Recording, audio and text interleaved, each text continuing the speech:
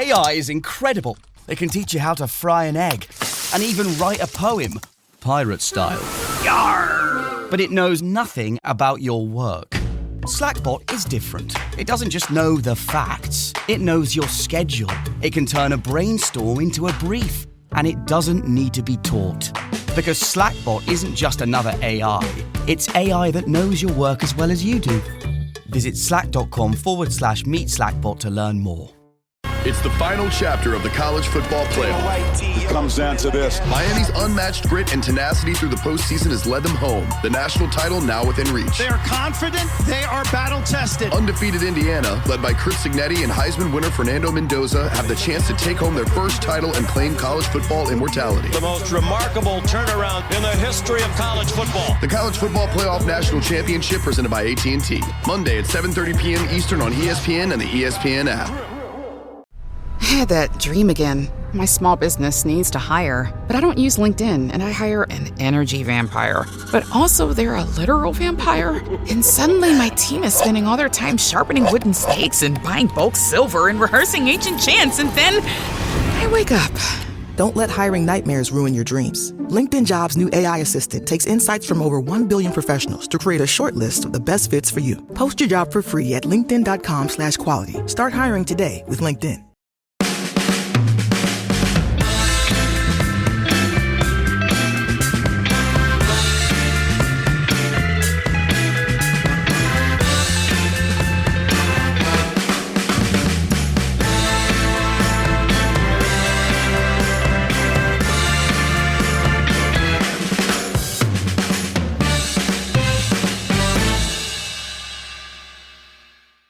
Welcome to No Question About That. I'm Ed with Wayne today to talk about today's football. United 2, Manchester City 0 in the FA Cup semi-finals. We've got no other United games on today, right? Just that one. I was hoping he was going to go Newcastle 0, Manchester United 1. What a resolute performance from Peter Schmeichel in goal, and what a great decisive goal for Eric. Let's run it all the way back. Yeah. Oh dear. Well, a word from the women today. I didn't catch the game, so I haven't got any thoughts on it. But third FA Cup final in a row. Making a habit of beating City as well, which is always a good habit to have. Yeah, and also, I know City had some players missing, but I think with United, I know we've talked about this before, like in this, I think it's the state of the women game, really, and the way that United are as a club at the moment, that the state of flux is always perpetual, and to have this period of what looks like stability, first of all with nice run of results, in terms of like getting there for a third year in a row, but also with Mark Skinner signing the new contract, it does bode well. With considering the priority that's not placed on the women's side, it's good to know that there's something that's functional rather than dysfunctional at the club. Well, on the recruitment side of things with the women's team, they seem to have got things mostly right. I mean, some big names have left. Russo, Earps, Onabache, and so on. But they've been replaced with what feel like upgrades. So, I mean, obviously I didn't catch today's game, but Fallon Tullis-Joyce had a brilliant season. Yeah. Made you saw the clip of her fantastic double save today. Mark Skinner's quote after the game, she told me that's her job. Channeling her inner Roy Keane. So, but she's been brilliant. So does Jade Riviere at right back, apparently. Elizabeth Turner scoring goals. Grace Clinton got a goal today. Mixed season in terms of performances, but very talented young player. So, all's looking good on the women's side, despite the lack of focus and investment. I think you're right. That new 4-year contract for Skinner just gives everyone some certainty. Yeah. Even if behind the scenes, when I ask people about him, they tell me he's a bit of a knob. But there you go. He's got the team playing well. They will likely qualify for the Champions League as well. And on the up and up, while having the third or fourth biggest budget in the WSL. So there you go. All right. Men's team. That's so good. Which shower shall we start with today?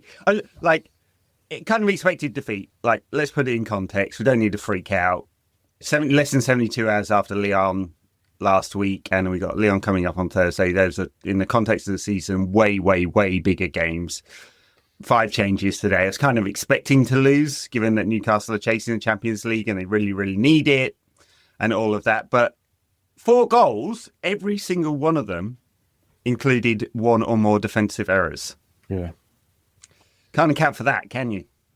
No. Where to begin? So, can you remember, it's a point I return to quite often with the Mourinho era. Where did it start to go wrong? And I always say, like, one of the critical things with United for managers to understand, which Ollie actually understood because he was part of the system, is that every single game is a game where you've got to win. And I don't think even Mourinho was a serial winner and had that kind of attitude, didn't realise how severe it was at United. Then at the end of his first season, we played Arsenal or Spurs in between the Celta Vigo games. Let's say Arsenal, I think it was. And he rested a bunch of players for the Europa game. And I've always cited that as systematic of a drop off in standards and why kind of contributing to this idea that there are some games that United can afford to not turn it on for. But I was thinking about that today because obviously we're sandwiched between the Europa tie, like you were talking about there, and I think about the players that we had then, and I think and that was a bad United side compared to great United sides, and the drop off in standard. To expect a defeat today, to expect it to arrive somewhat in the way that it did, hoping that the changes that the manager was making would mitigate some of that, and yet he didn't do any of that, which is, that's the worrying thing for me, because a good manager is lucky and a bad manager is unlucky. And I don't want to categorise Amorim as a bad manager yet, but when he makes changes, even though they should be made, maybe he's held the trigger for a little bit too long and the damage is already done. So, or maybe it's not all Amorim's fault. Maybe again we point the finger at the poor recruitment that's gone on for years and years, which means that Onana's replacement is a terrible goalkeeper.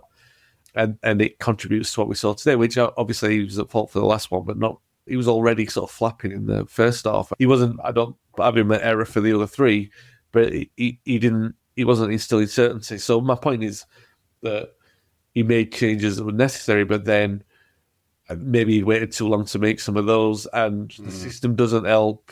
I still look at it and think, now we're going to look at this and say, was it a mistake to drop Onana? I still don't think it was, but like you mentioned the tweet, and I'm going to call it up because I don't know if you're being facetious, but I think it's a fair question to ask. Should Tom Eaton play on Thursday? No, yeah. I wasn't being serious, thinking, but I know. I know, but that's what I'm thinking, though. Question, isn't it? You were, but it is a fair question. Now, I'm thinking, I'm being serious. I don't think there's any future in playing Onana. I don't think he's a future United goalkeeper. I think if we're being deadly serious about this, he's not going to be in a United team that wins anything because he's too poor. Neither is Altay. So what do you do? Is the manager in a situation now? I know we are going to talk about the Newcastle, but I'm talking as a reaction to the Newcastle game because this was a very damaging defeat, regardless of the changes. Everything rests, and as the manager has admitted with his selection, he doesn't have to say in the words, everything rests on what happens on Thursday in the medium and short term for the football club. So much of his future rests on that as well. So do you now make changes regarding the system and the personnel, knowing that game is so vital on Thursday? And I think that this game and this defeat and this performance has put that into much sharper focus than it needed to be. Yeah, well, okay, few things to unpack there. Yes, damaging defeat, so we can kind of brush it off and go, it didn't matter. We kind of expected the defeat.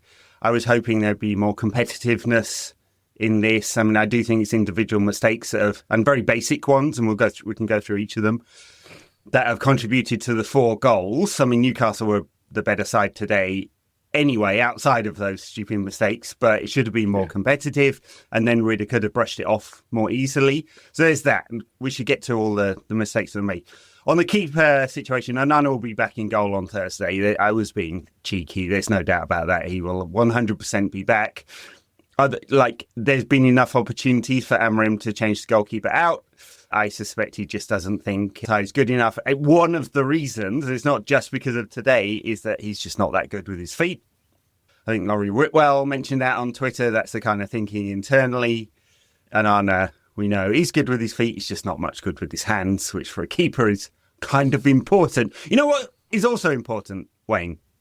If you're a central defender in a back three system and you're the key man, being able to defend, that's also important. Yeah. And I don't want to single any one player out because there's like quite a few we can have a go at today, and we should liberally spread it around just so we're I don't get accused of being toxic here. But Victor Lindelof, his 275th game for Manchester United, and I would suggest after about 5 of those 275, we worked out that he probably wasn't good enough.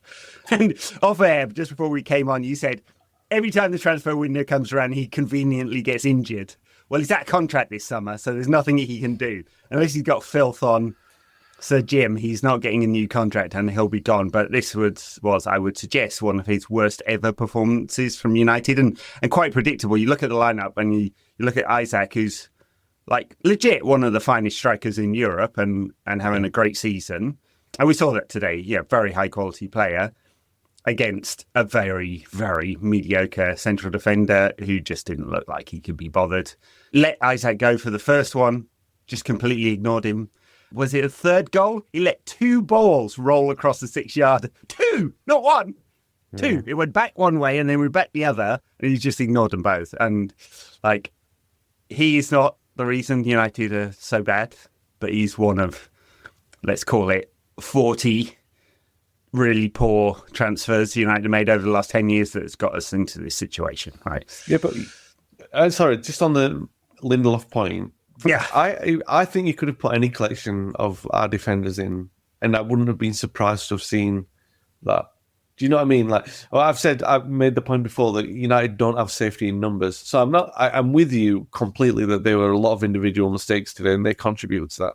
I just don't think if we'd run the changes and there were different personnel in there, I wouldn't be too confident that different players would have made those mistakes. And I do think that the system contributes to that somewhat. There's no hiding from that today. But I just think that United, regardless of, I think by now, 4 or 5 months, there's a long enough time for United to, no matter who the players are, and I know we're talking about a bad bunch of players or a poor bunch of players, that there's some kind of familiarity in what they're supposed to be doing in the system. And I think that they by and large there is. It's just that it's very bad.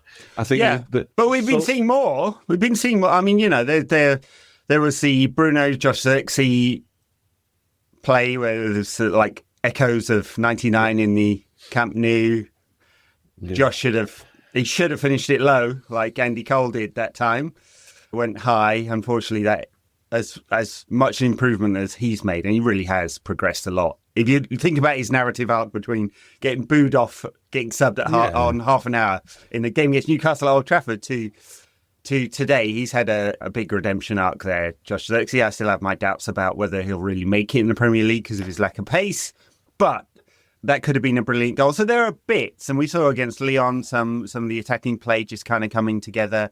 And generally speaking, I actually think the defending has been more secure as we've gone on through the 6 months of Amorim, 5-6 months, whatever it is. There's 21 games in the Premier League, isn't it? And however many in the Europa and other cups. But we're still no further on. We're no better to watch. Oh no! I mean, in those 21 games, it's 10 defeats and 6 wins. So, like for any Manchester United manager, that's pretty shocking. Like outside of the context of he's coming in mid-season and we changed the system, and he doesn't have the right players, he would have been under even more pressure, right, for the results, right? So the context of he's come in mid-season, he didn't want to take the job mid-season, he knows he hasn't got the right players for this system, but they've gone, okay, we'll go with it anyway. That's what's saving him from more strenuous critique. He will, unless we win the Europa League, which is, you've got to say, is a big doubt, he will start next season, like, with no bank of credit whatsoever, and he'll be under pressure if things don't go right. But that's for the future. Like right now, it's a legit bad United side that is, you look at the players, you can't say they are the 14th worst collection of players in the Premier League. So they're definitely underperforming their talent and definitely underperforming their pay scale, which is, I don't know, what have we got, the probably guesstimating right now the 4th biggest wage budget in the Premier League, something like that. So they're well underperforming that. But it's just the context that is saving Amorim from even deeper scrutiny than he is getting.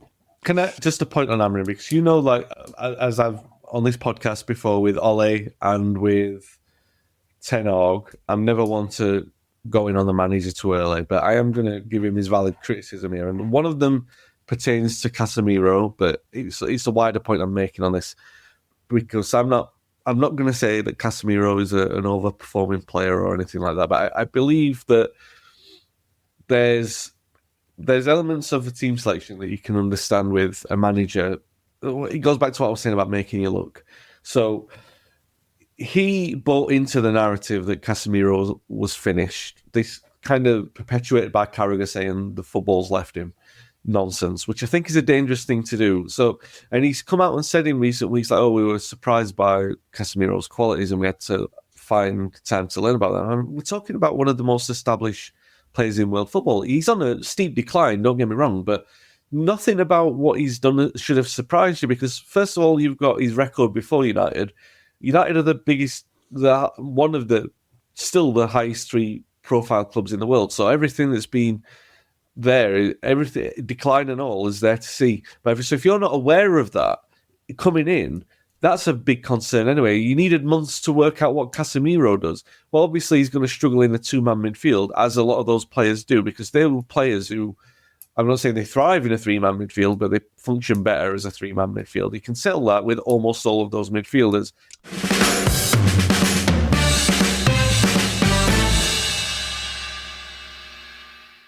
This episode is brought to you in association with NordVPN. For those of you who don't know, VPN stands for Virtual Private Network. It secures your connection, protecting your personal information and online activity, especially on public Wi-Fi. The VPN enables your phone or laptop to switch its virtual location to another country, which is great for accessing your favorite content while you're traveling. Long-time listeners will know that I've spent a good part of the last 20 years on a plane.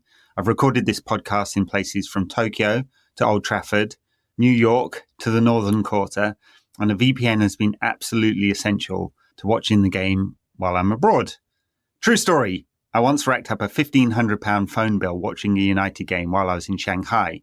I was on my work phone and I blamed it on video calls back to the office. The key lesson of this story is not how to scam your employee out of a large phone bill, but that I couldn't have watched the United game without a VPN. It's been a real lifesaver. If you want to try NordVPN for yourself, go to nordvpn.com/NQAT, and our link will also give you 4 extra months on the 2-year plan.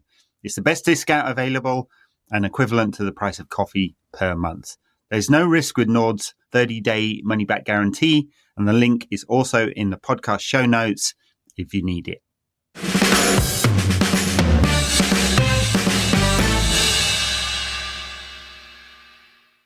Yeah, I mean, that's a very valid point. Personally, I don't think that it's the system that is the issue, right? Like Amorim has said, it's about principles of play. But that piece in the triangle in midfield, every single one of our midfielders, you are right, would be more comfortable in a 3 than the 2, including Kobbie Mainoo, who might end up getting frozen out as a result. Yeah, well, it's an issue. I'm not saying it's the issue. I'm saying that's one issue within the system. So the other one, for example, is... And this is, again, I think that this is 101 for managers, and I think maybe this is where his inexperience comes against him, is starting Amas on the left-hand side and putting Yoro as the inside centre-back. Now, I don't think that cost us to any great detail today, but I think that that's a rookie mistake for he. There was a moment in the first half, it was the first half where Shaw had his hands all over Amas. And Yoro at the corner, yeah. No, that was the corner. It wasn't the system, and it wasn't the way that it was set up. But he still ended up with 2 teenagers defending against this senior player, and it looked foolish because you shouldn't have players like that. You should have had an Harry Maguire stepping in there and doing something. And Lindelof's a bit of a wet blanket, so he wasn't going to do that. The point I'm making with this is that if you set your system up where there's a systematic fault there because you've got too much experience in a vital position of the pitch and Newcastle are flying in those areas. They're already confident. You need to be, with this United side, you need to be as compact as possible. You need to have as much experience in different areas. And if you're going to decide to play rookies, and I thought it was a gamble, Amas, fortunately, and Yoro, I don't think they let us down too much. Well, you're all suspect on the goals for sure, but Amas, I don't think let anybody down. But I think you are not helping your team in any kind of defensive or offensive situation by doing that. Now, the issue that United have got with so many defenders in the side, and we've talked about this before, because sometimes it's as many as 5 with the way that they set up, and it was again today, that it doesn't help the possession of the football. United there was a point in the first half where they had 63% possession, right? Now, I looked at this because I was like, okay, what is getting my goat about why this is bad possession for a United team, and why are we so poor? Why does it look like we're going to concede when we've got 65% of the ball at one point, right? Bruno, I've listed them all here, so I'll run through them quick. It's not going to be a long thing. So first of all, there were Bruno, as he tends to do. I know he's one of the better attack. Like, we've had this conversation. I am round to your way of thinking more that I'd rather him take the risks, but there were 3 risks that he took, 2 with dummies, and 1 with a long, and he does this one quite often, overestimating the pace of whoever's like Højlund or Garnacho, because the pass is always short, or even if it gets to the feet, that player's bullied out with the ball straight away. The long goalkeeper punts, which just do not stick. They stick more with Zirkzee, but they still don't stick enough. They're still only like 30% of the time, as opposed to 0% of the time with Højlund. Dalot is allowed to get into positions where he gives it away, as he did for multiple times, not just for one of the goals he did early in the first half as well. He gave it away. There's any reasonable opponent analysis would look at those kind of things. Also, like the tendency we talked about, that midfield isn't really good possession midfield. Like City's midfield, if you gave them 65% of the ball, you're not going to get the ball off them, really. They will be the ones giving it away, like in offensive areas. Whereas an opponent analysis of this United side would say, give United the ball as much as they want, because they are their own worst enemy if we're an organised team, because they run out of ideas, they don't move enough, and they're not inventive enough, so they start to make silly mistakes.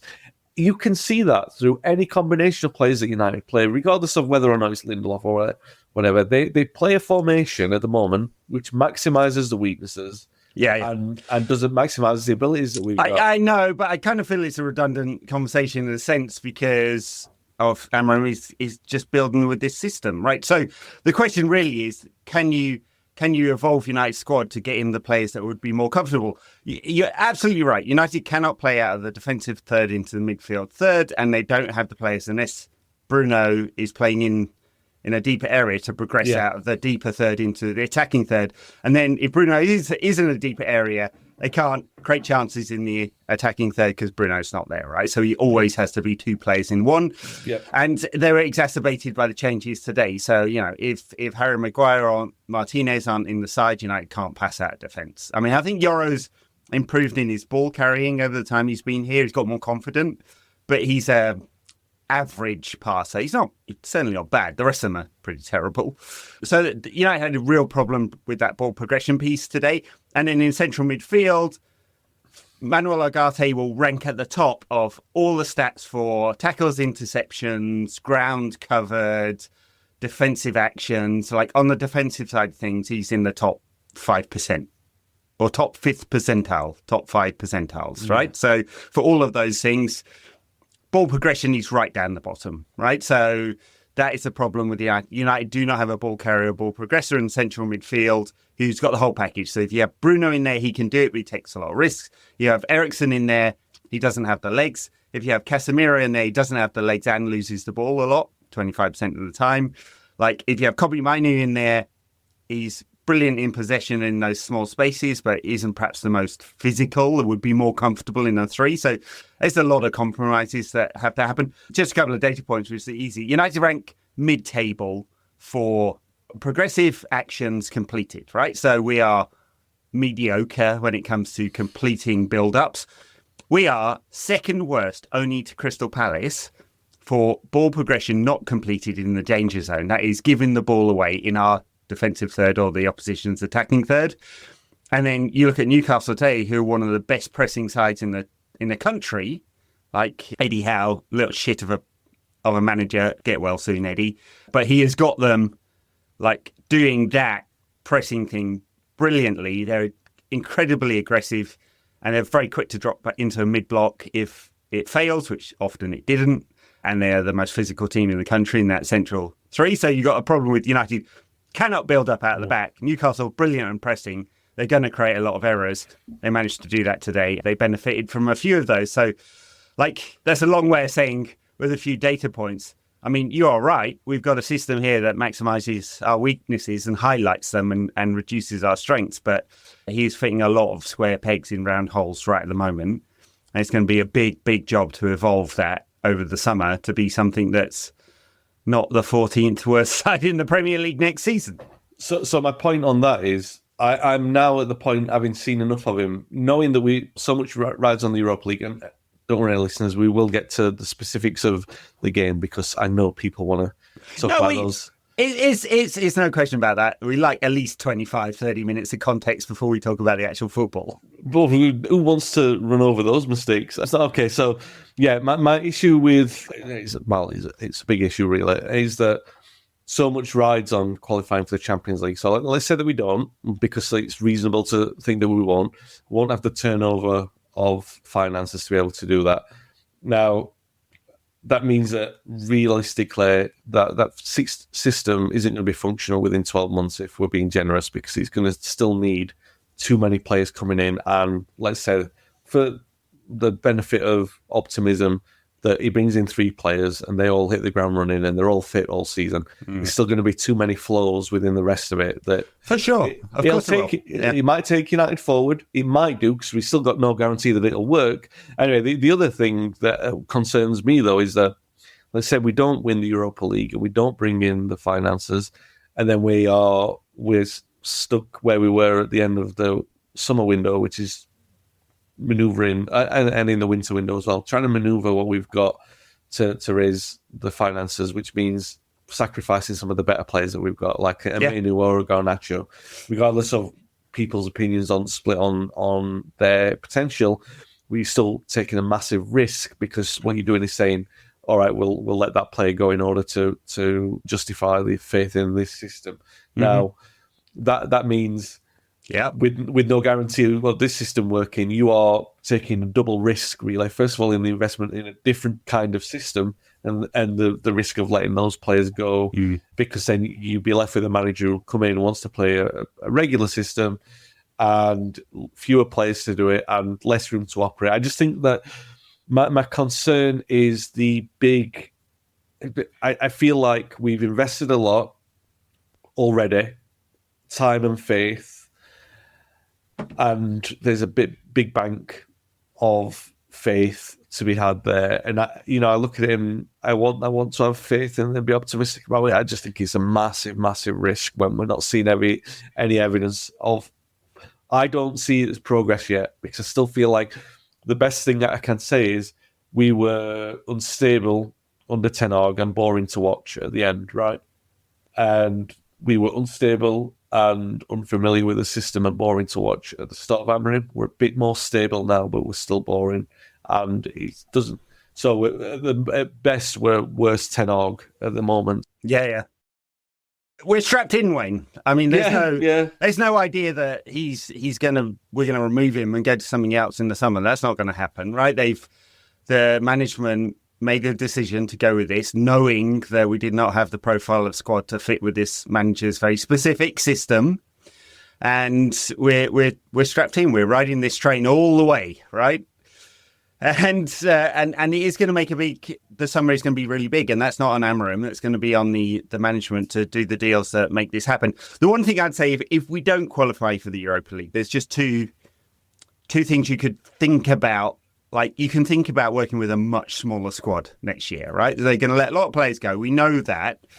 Eriksen, Lindelof, Heaton, and there's one other out of contract are definitely going, and they will do their best to... I mean, there's not a chance that Rashford, Sancho come back. Anthony, they'll try and get any kind of deal they can. And then the other questions after that would be, well, do we sacrifice one of, say, the younger forwards that haven't quite got there yet? Like, you could say, Højlund, 2 years, not made it. We're just going to sacrifice him. We won't get a financial benefit from him. From that, there'd be cash, but you'd have to replace him. Or Josh Zirkzee, has done enough to get your fee back, basically, and make a small PSR profit as a result, despite its progress. You could say that. Or then you're into who else is sellable. You could sell Bruno, but that's not going to happen. You could sell Kobbie Mainoo for a big fee because there'll be a lot of teams who go, yeah, he's elite in small spaces. We think we can develop his progressive passing. We'll definitely take him on. I suspect he'll sign that new contract at a reasonable wage for his age and profile and stuff like that. And then the other big one is, of course, Alejandro Garnacho, who's had a crap ceiling, but everyone looks at their raw ingredients and goes, yeah, we could turn that into a really good player. And so that could happen. But I suspect if you're not in the Champions League, that's £100 million hit, basically, or in theory, because we haven't made it this season, you just don't buy one big player, basically. You take the 25% reduction in wages, or they don't have to pay the bonuses, whichever way you want to think about it. And there's a £60 million player they don't bring in as a result, and they work with a smaller squad while letting a bunch of players go. That's the other way to do it. But it does mean that you can expect United to be sort of mid-table, or if it all clicks, pushing for a European place next season, then that's not good enough, and we want much, much more than that. And it's one thing resetting our expectations from challenging for the title every year to challenging for cups and Champions League places. It's a very different thing to reset our expectation from, hey, we want to be back there, to mid-table's all right. And I don't know that Amorim would get an awful lot of patience from at least the fan base if that's the situation.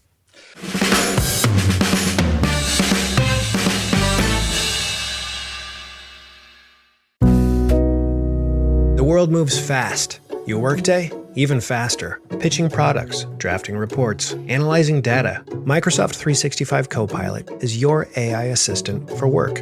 Built into Word, Excel, PowerPoint, and other Microsoft 365 apps you use. Helping you quickly write, analyze, create, and summarize. So you can cut through clutter and clear a path to your best work. Learn more at Microsoft.com/M365 Copilot. This episode is brought to you by Dead Man's Wire, the new film from Roquet Entertainment. Dead Man's Wire is the incredible true story of the 1977 kidnapping that turned an aspiring entrepreneur into an outlaw folk hero. Directed by legendary filmmaker Gus Van Sant, Dead Man's Wire stars Bill Skarsgård, Dacre Montgomery, Carrie Elways, and Myha'la, with Coleman Domingo and Al Pacino. Now playing in select theaters everywhere January 16th. No, should he really? Because, I mean, he's still a manager of Manchester United. I just feel like it is a bit of a bad hand at the moment. I do feel sorry for him. Yeah. So he could really, really do with some of those younger players coming through. That I think the challenge is some of the better ones are more like 16, 17, 18, rather than 18, 19, 20, 21. Yeah. And even like some of the players have been on the fringes. They've been like Toby Collier, we've seen a bit of. I think everyone at the club likes him, but he's just perpetually injured. And it's a real shame for him. Injuries at this age ruin careers, and he has spent 2 years mostly injured, and that's bad for him. A few of the others, I mean, Jack Morehouse travelled. I don't think he was on the squad today. I think people feel very good about him, and there's the Fletcher brothers as well. We'd love to see some of the really talented young players are doing great in the academy, like Shea Lacey, but a bunch of others make progress, but they're at least 2 years away from first team ready, I think. Yeah. So it can't even be, it's not like even like a Barcelona style, let's look at La Masia, let's look at the academy, and we've got some ready-made solutions in there. We don't have that, I don't think, that are suddenly going to go plug the holes, which just makes it all incredibly challenging. And you've got this period when you have to wind out of our bad PSR position, and that's not, you can't just dump a load of money in. I know like half of the Twitter sphere think that Sir Jim should just whip out his wallet. I mean, he's putting the maximum amount of owner funding for this 3-year cycle already, right? There's no extra money he's allowed to put in. So everything has to be organic. Yeah. It just makes this just the most challenging. I mean, it's not the worst position United have been in their history. You'll know better than anyone like what those worst positions are, but it's definitely in the top few. Yeah, I mean, this is the thing. Like, this is where I'm saying earlier on, where I said Amorim's got to be a lucky manager, because there's so much that has to work out for him in terms of like all his decisions have to be right, and I think it's unfair because he will ultimately pay the price for that. If he pulled off something good, it turns into a good team again, then, then this will be an incredible job that he does. And he'll be, he goes without speaking because there's only 3 managers that have won league titles in United history. 2 of them are Busby and Ferguson. And the other one's more than 100 years ago. Is he still around? Nah, this Magnolia's long gone, I'm afraid. But to get United there again, he'd be deserved to be mentioned with those names, obviously, not through achievement, but not just through the achievement of winning something, but by the journey it would take to get there, because this is a very, very grim situation. And like I said, the hit rate of, and it's a phrase that we've used before on this pod, has to be so strong now. And that's so unfair on him, because it's such a time for like incomings and outgoings as well, that you are sacrificing. Like, there are going to be some likable players that will be going, not players who like people will be glad to see the back of. Because I made a point earlier, and it was flippant because I didn't really mean it, but I said, like, would Martial be? It's a private point, but I'm making it public. Would Martial be any worse than watching Zirkzee and because you're right to give Zirkzee praise, and I'm always the first to do that. But we are talking about improvement in comparison to Højlund. Because the stat that came up before the game on Sky's little graphic was Isaac, 16 games, Isaac, 16 goals in 16 games, and it flipped to Zirkzee, and he's no goals in his last 18 Premier League games. So there has been improvement in there, but it is by the comparison of how dreadful it was, and it's still absolutely... It's like people were saying about the Forest game was an improvement in performance, but it was dreadful. It is dreadful. It was dreadful. It was dreadful today. Come on, Ed, let's just talk about the goals, because... Yes, let's do that. We are in the 33rd minute of this podcast. We will actually talk about the game. Let's... No. Let's talk about the first one. The first one, I'm going to pick on Victor Lindelof again, because he just doesn't track the runner. I mean, it's shocking, honestly. He just stood still as Isaac flowed into space and played the ball over the top. It's a brilliant pass from a bad first touch and a great finish, but there's absolutely no way a central defender of any kind of quality should allow that to happen. So, sorry, Victor, the Iceman. This is where did he get that nickname from, by the way? Because that fucker melts when the temperature's above anything. I am so glad that you brought that up, because it was on my little notes that I was going to say that the Iceman. How some players have traded on a reputation, for which is completely conflicting to then the actual thing you see. Yeah. Let's say he made one good tackle in 2 years, then United's he'd be all over Iceman's back and everything like that. Now, Paul Parker made a great observation about Lindelof maybe 3 years ago. Really good. He said he's a defender that plays with his fists clenched. And I thought, I don't really know what you mean, but I know exactly what you mean by that. There's an anxiety in there, and everyone feels anxious about it. It's definitely not fist clenched, ready to punch someone. No, he would run away from any kind of conflict. Yeah, but yes, he plays with anxiety because he's not confident in his own ability. No one else is, so why should he be? Yeah, so and that's strange. But then there was that period where, and I mentioned it a couple of weeks ago, when he came in and played well against someone, and then you were left thinking, well, he's not good enough to get us in the Champions League, but he might be good enough to get us up to mid-table. When he came in, he might have been against Leicester.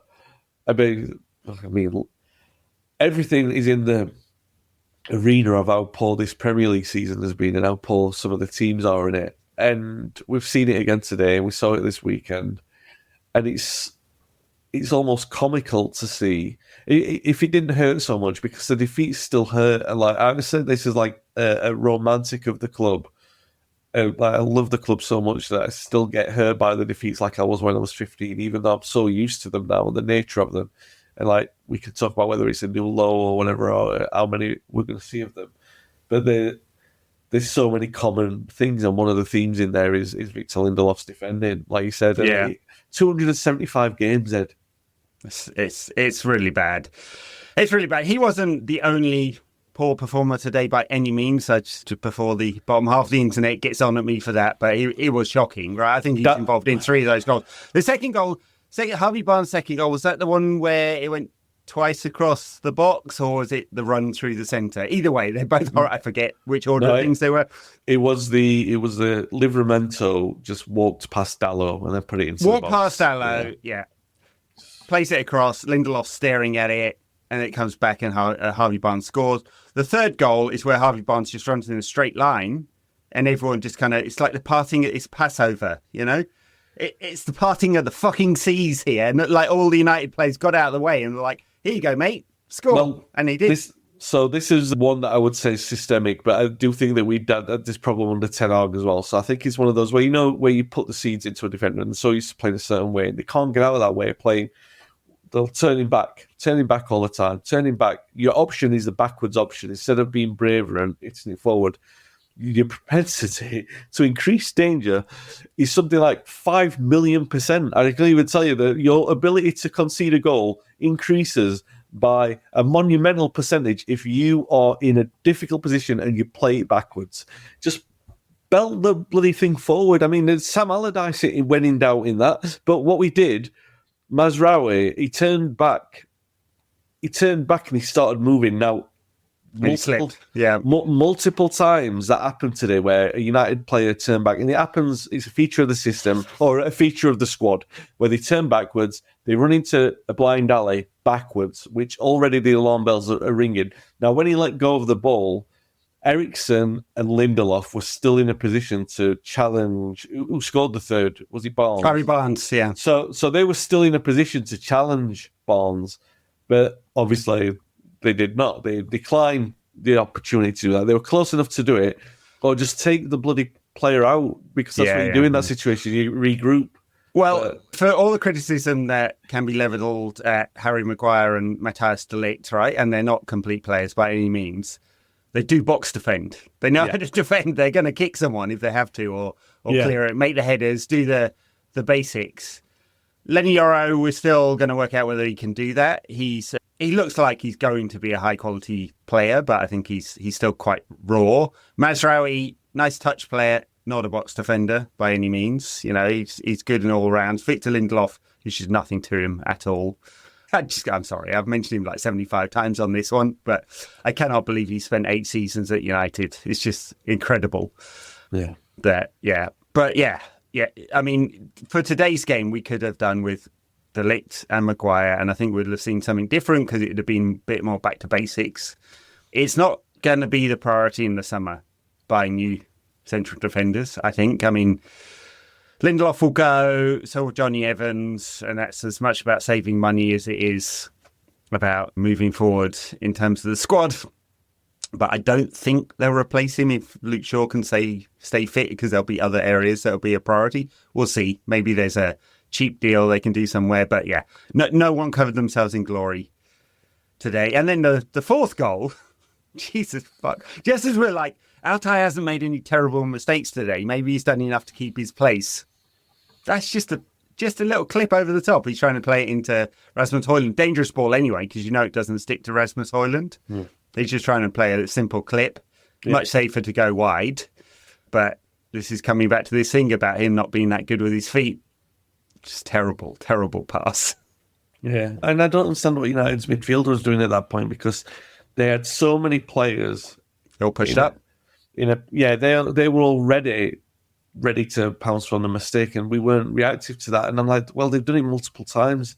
You are on your knees, and there's no safety switch in there from a lot of experienced players at that point that were on the pitch. There was no one like Bruno and Eriksen. Was Eriksen still on the pitch? I think he stayed the full. Did he play the full? I understand. I can't remember if or when he came off. Kobbie Mainoo came on at some point. Yeah. Now Eriksen stayed on for the full game. Yeah. So Bruno and Eriksen should have had something within them to like, all right, calm this down a little bit because it's getting out of control. But they didn't. It's just like, well, let it go out of control, because and this is the thing that it's happened that many times with this squad. And this one isn't at the manager. It's definitely at the squad, where someone has to take initiative and say, like, how many embarrassments are enough? Do you know, when it's happening on the pitch, where's the accountability there? Because if it's from no one, then you're saying that no one, even Bruno, like, and I love him. I think he's a great player, and we've been foolish to get rid of him.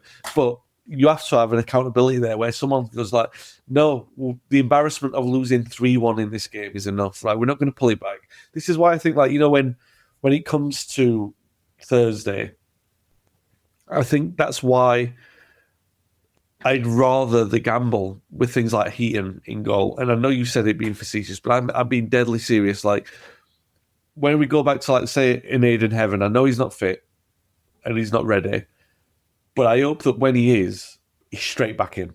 Because rather than when we've talked earlier in the season about players who we sort of the momentum went and they went away, like Fosu Mensah being the case in point that I used when Evan got injured.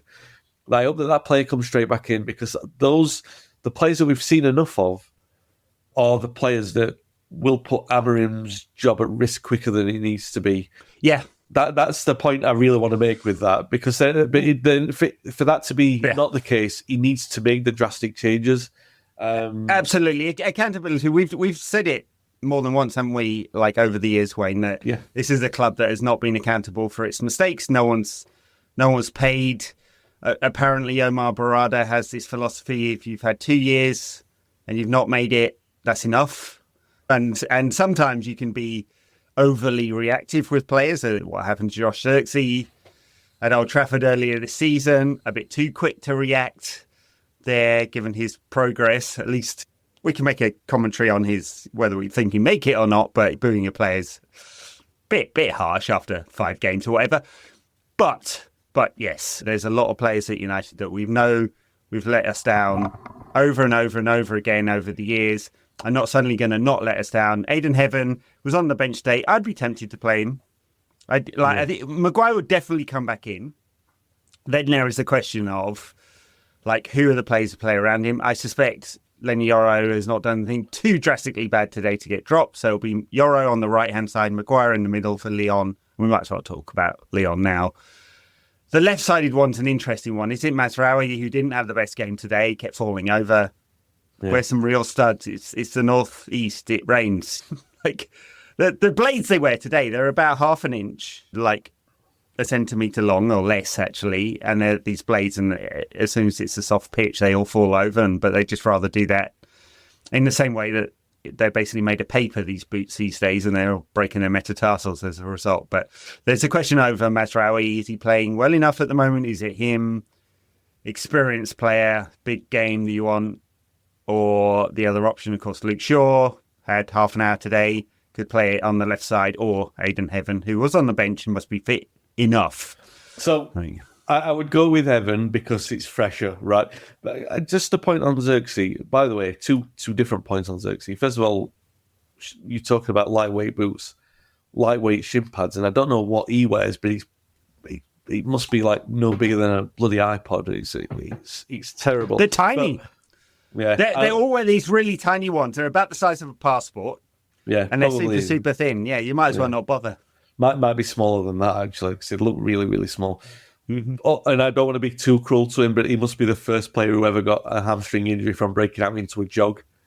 Which I know. I couldn't help myself on Twitter. I was like, he tried to sprint and he's done his hammy. I feel sorry for him because he's in the best form of his time at the club. He does plenty of things well. My doubts about him are, for a striker in the Premier League, having zero pace, you have to be absolutely brilliant at everything else, and he's not a particularly good finisher. So anyway, go on. No, my point, an overall point on Zirkzee, and going back to the frustration showed by the fans in December, and I don't want to bang on this point, but I think now we've got enough time to speed in the past, and I think an overall point, sometimes the subject of your frustration isn't necessarily the subject, it's just the way that you... I think that's fair. You can get that out. So, and I think that the idea was, this is a striker who does not score goals. He isn't scoring goals. And we are locked into maybe 3 years, 4 years of watching him play in our attack when we've just got rid of wasters. And he didn't look like he cared that much. He looked like he was just sauntering around. He still looks a little bit overweight. He doesn't, He's just big boned, I think.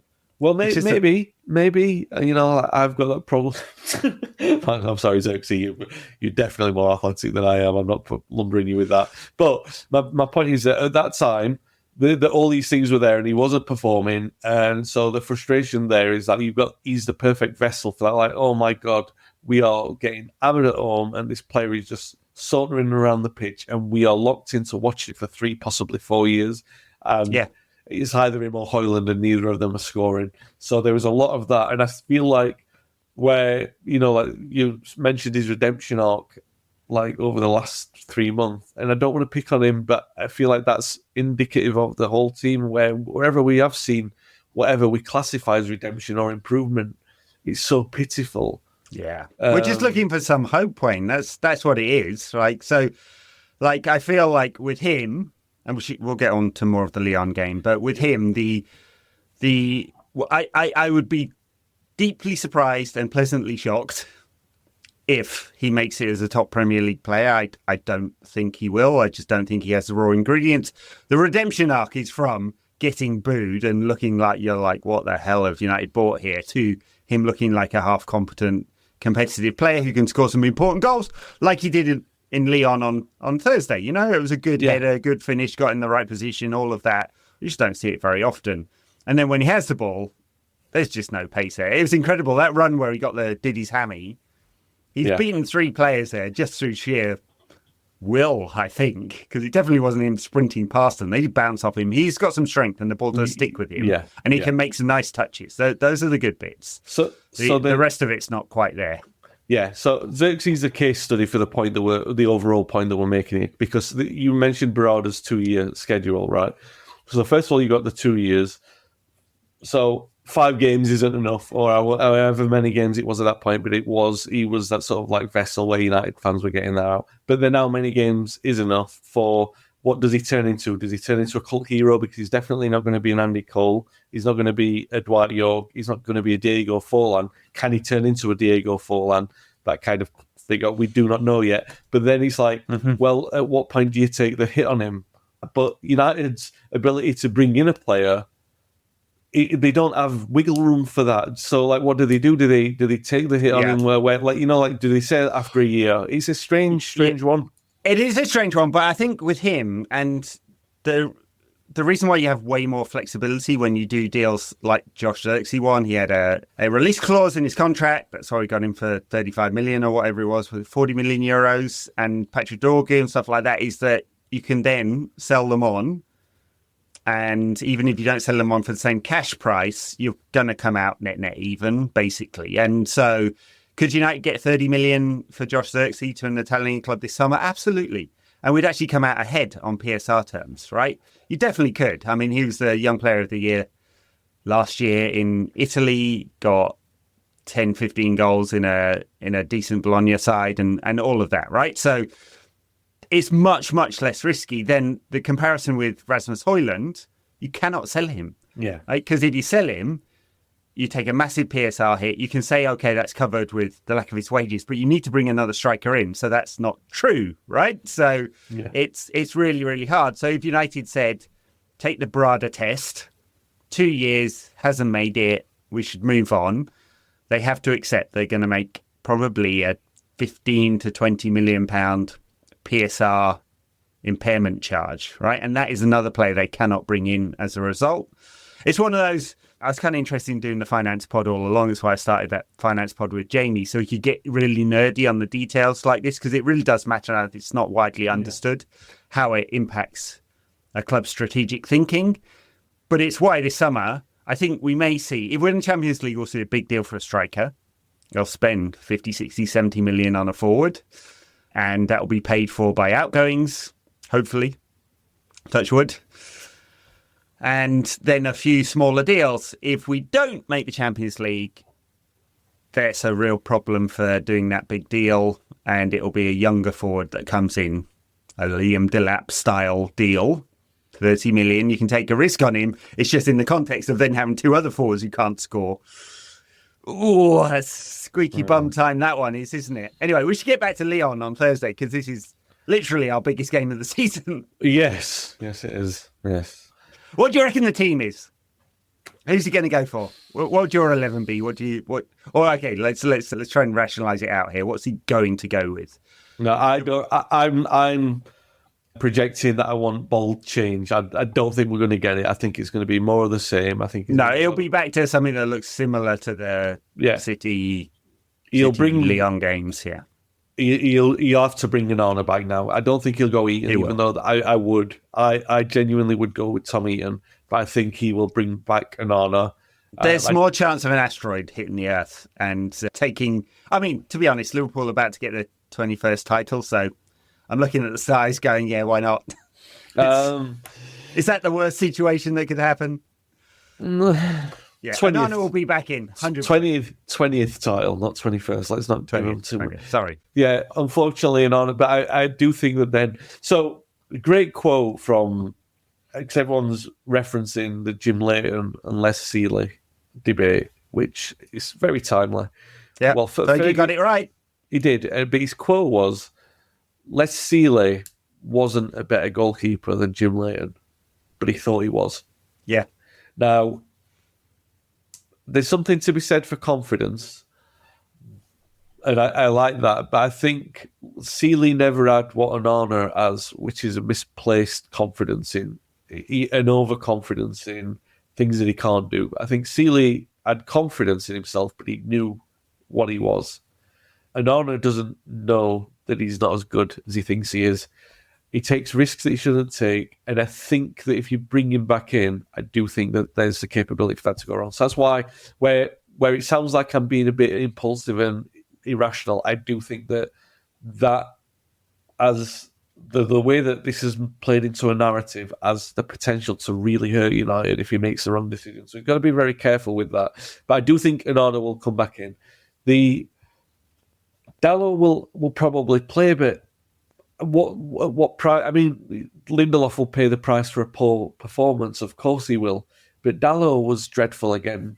Do you know? And he'll 100% play because there's no other option. Exactly. Do you know? So what's the consequence of poor performance? There isn't any. But after right at the moment, after the 45 minutes that we saw today, there should be a very big consequence for that. They got away with it today because he's rotated some players. Really, that's what's happened. They've got away with it, saying, "Oh well, nobody expected us to win." But I think that's a dangerous.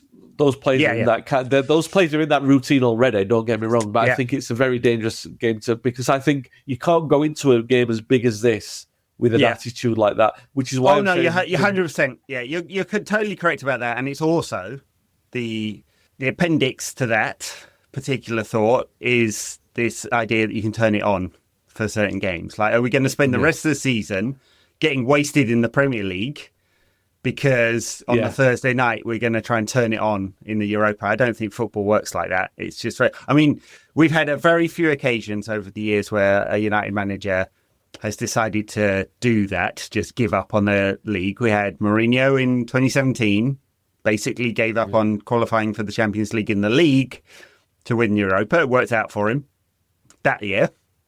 Went wrong later. Yeah. And Fergie did it a couple of times where it was at the end of a season. He did it in 2001. Didn't we lose the last 3 games of that season? We were like 19 points clear at that stage or something like that. Yeah. Or 2001, I can't remember which one, around about then. Lost the last 3 games of the season. Fine. He had more credit in the bank than any manager in the history of management. Yeah. That's totally fine doing that. But yeah, for Amorim and I don't think he is doing this necessarily. It's the first time I kind of felt he'd made a selection that was based on the next game. Yeah. In that way. But the consequences, Dalot will not get dropped. There's a question mark over Mazraoui, who obviously made a horrendous mistake today. Onana will come back in despite the hubris, like the pride becoming before the fall and all of that, and his hubris with Nemanja Matic last week. And will there be any other changes? I mean, probably almost certainly Casemiro will come back into the side. He got a rest. Harry Maguire will come back into the side. He got a rest. We will see Rasmus Højlund up front, even though we know he can't score. Alejandro Garnacho got a lovely goal today. I mean, he's had a really poor season. The frustration with him is we know he can do better. Like, we've seen bits of the full package. We've rarely seen the full package with him. It wasn't that today, but he got a nice goal and he's a willing runner. He will probably play because you need some pace. Josh Zirkzee won't because he's done his hamstring. We probably won't see him again this season. which is a shame for him. Yeah, probably. And it's looked bad. He just went straight away. So, yeah, there won't be lots of consequences for Patrick Dorgu will start, not Harry Amas. Harry Amas was not at fault for anything today. He did fine for his debut, a young kid. Yeah. By the way, can I just mention this? The wife might be listening, so she won't like this. She was like, there's some hotties in the team today. I was like, who are you talking about? She's like, him, Amas. I was like, yeah.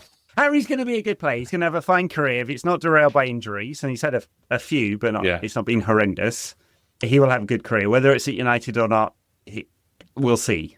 But lots of ingredients there. We know he's a good player and he will go on to have a good career. It was a big risk putting him in today because of the nature of the game. I don't think he let anyone down particularly, but Patrick Dorgu will come back in.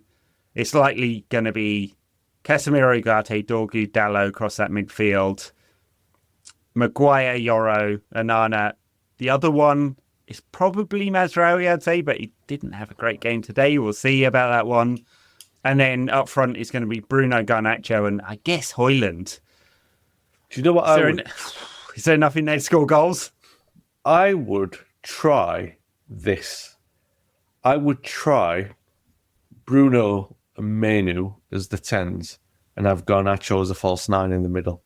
I think I'd try that. Yeah, he's never done it before. It's funny, I mentioned that a few weeks back on the tactics pod I do with Danish, and he looked at me like I'd just taken a dump in the middle of the floor, but I'd be tempted. I mean, he's a player who he carries the ball really well, so if he comes deep and runs with it, great. He's got pace. He can finish. He's not an efficient finisher, statistically, but we know he can. So I'd be tempted at some point just because, or Bruno's the false 9, although it's rarely worked when he's done that systemically, that is. Yeah. I mean, Bruno or Garnacho really. It doesn't really matter where my point isn't what Garnacho can bring to the role. It's more to do with like Bruno has that liberation to play that role, and also the Menu can float around, so they can all move around in those kind of places. Then Rasmus Højlund getting 15 touches and 1 shot in the game, which is like statistically very likely with him, is doing no one any good. So I'd be very, very tempted, like you, to make a change there. Can't bring Chidobe in because he's not registered. Yeah. Because he'd already played for another club, some weird rules around that and all of that. So, something. Otherwise, or we even do need Mount. a goal. We do need a goal. Mason Mount. I mean, for Manu, I'm talking there, not for. Yeah, he'd be in one of the 10s. Yeah. Amram's talked about Mount a lot. He likes him. I think the weird thing is the change in system has potentially given Mount a new lease of life at United, because we're like, there's a very clear role he can play. Previously, when he came in, you're like, where's he going to play? Like, he's not playing at number 10 instead of Bruno. He's not playing at 8 because no manager ever trusts him there. Is he going to play wide? Not in a system where you want quick players. So now there's a very clear role he can play, and the manager likes him and trusts him. Yeah. He's just got to stay fit. So another option, Yeah, the more I think about it, I think, United's best pockets of play, and they've been pockets where we're talking not even passages of 5 minutes. We're talking, like you said earlier, Bruno and Zirkzee with that movement. So it's single moves in single games. I think the best elements of those that we've seen have been with the number of 10s that are in the side.